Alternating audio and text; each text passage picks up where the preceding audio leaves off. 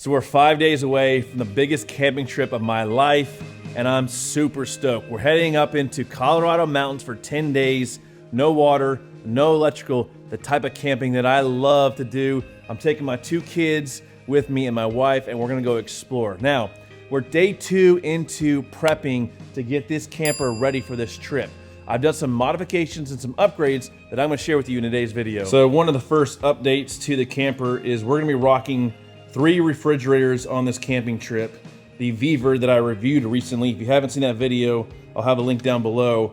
But the Viver will be sitting outside primarily for drinks, but early on in the trip, we're actually gonna be using it for overflow for food, and we will be having a freezer right there for the first couple days to freeze our meat. I did wire up a 12-volt socket right here that goes up underneath here that's wired into our electrical system. That is gonna be running the refrigerator outside. Now when we're traveling, I'm gonna throw this in the car and plug that into a 12-volt cigarette socket.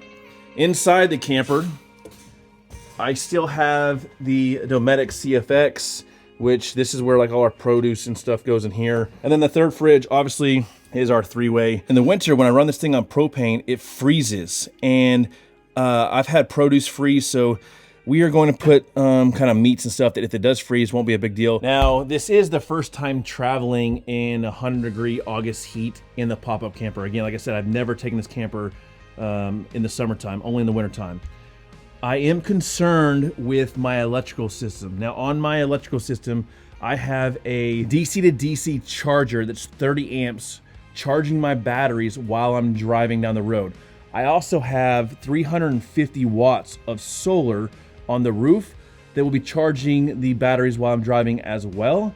And those both chargers are inside this dinette right here, which is packed down, tight, hot when this camper is closed. And so I installed a 12-volt fan system to kick on with a thermometer that if it gets above 82, 88, 92, and 96, however you want to set it, it will kick on. And I have a vent over here that pulls the air in, and I have a vent over here that pulls the air out. That should help along the drive because I actually plan to use the 12-volt fridge, the 3-way. I plan to put it in the 12-volt setting while we drive for 12 hours. So another thing that I just got done doing is a touch-up coat of paint on my outdoor chuck box with my stove that I hang on where the barbecue used to go from the manufacturer. If you want to check out this whole build process, I've got a link down below, which is pretty cool. Check that out. But I used a product called Duratex. Oop, dropped the roller. I use a product called Duratex, and it's a roll-on application that looks like truck bed liner, which is pretty cool. A lot of the truck bed liners you gotta spray on, which is a mess.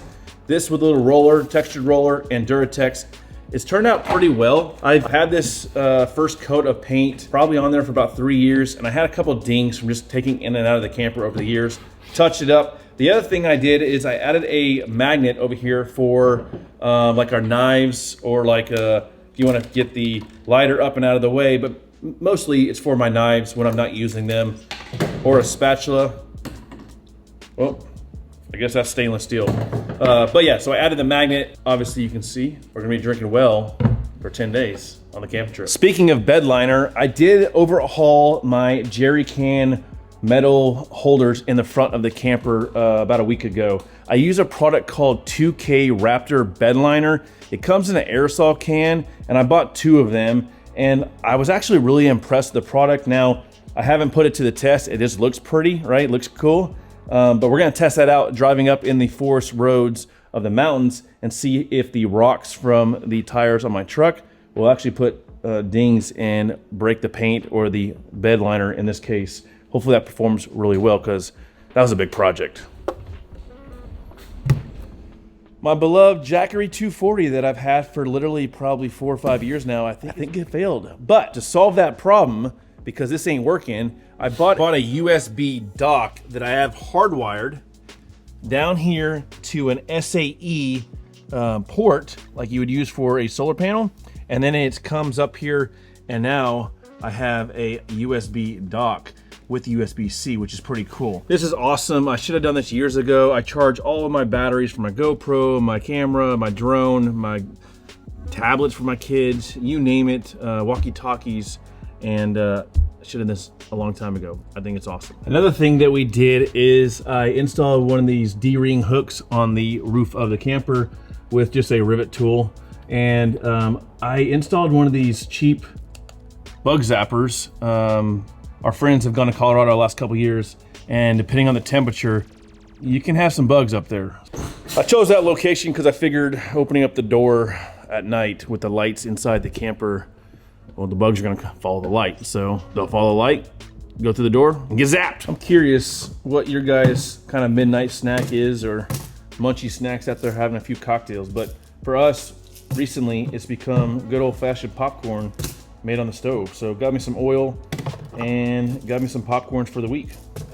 Should be fun, as long as I don't drink too much. I feel like I just keep going in and out of the camper. So I did upgrade our coat, shirts, clothes, hanging storage system, which is just D-rings in the roof riveted. And before I had these carabiner hooks that you had to like open up to like put clothes in, like to hang it for the hook.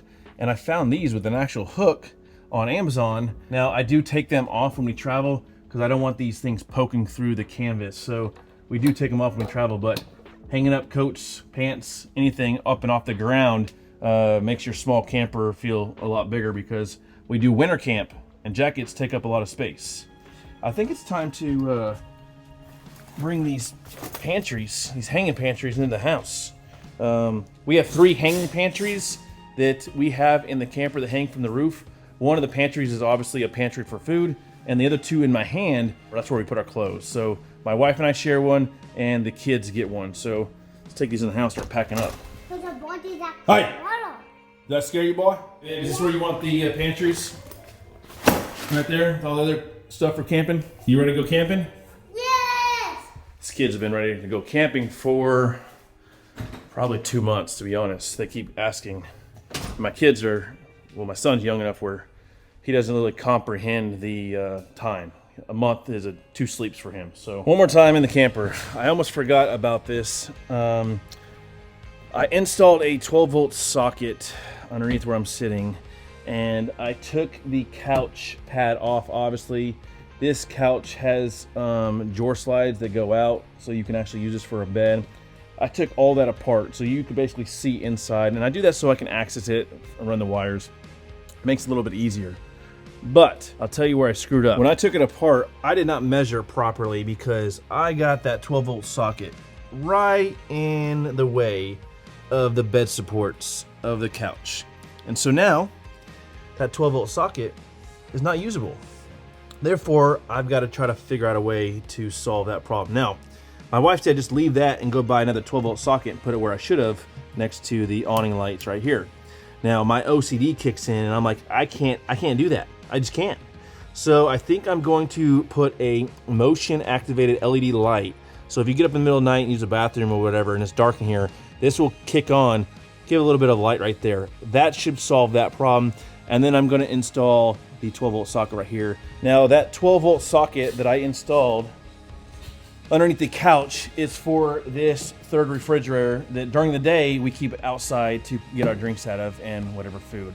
Now, we are going into bear country, southern Colorado, and my wife has asked that we bring the refrigerator inside at night so bears, mooses, cows don't get into it, but I think it's gonna be fine. So happy wife, happy life. So one of the last things that I did to get this camper ready is I applied some white lithium grease to my winch. Now I removed the electric winch that came with my camper because I heard horror stories of that thing failing and not working.